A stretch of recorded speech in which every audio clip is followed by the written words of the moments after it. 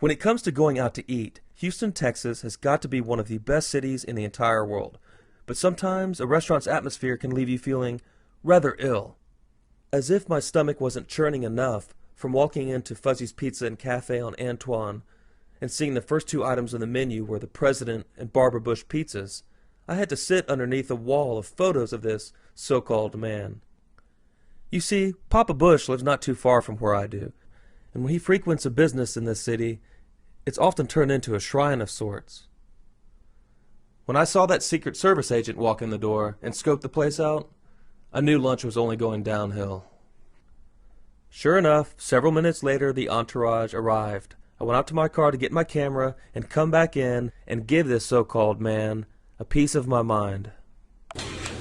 Murderous Zionist piece of shit. You won't get your New World Order, guy. I can't, are you happy for the millions of deaths you're part of? People know. People are waking up to the reality of this, Mr. Bush, you piece of shit. Listen, that's unnecessary. No, it is not unnecessary. The guy is responsible for killing millions. If you knew anything about real history, fuck you! Fuck you. This was not a planned action event. I wasn't there to educate other people. It was a spur-of-the-moment situation, and I took advantage of the opportunity to vent my frustrations in the face of a mass murderer responsible for the deaths of hundreds of thousands of innocent people, including our last real president, John F. Kennedy.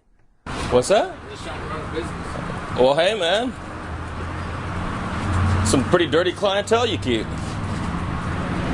In hindsight, I thought maybe I should have brought up the Franklin cover-up and his gay pedophile tendencies, or Iran-Contra and his drug running, or his involvement in occult rituals at the Bohemian Grove, or his theft along with the Clintons of millions of dollars through the Bush-Clinton-Katrina Fund, or his relations with the Bin Ladens, or his calls for a new world order. The list goes on and on for anyone educated with real history.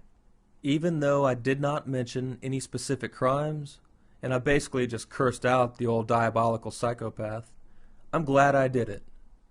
There are millions of people around this world who have broken free of the propaganda.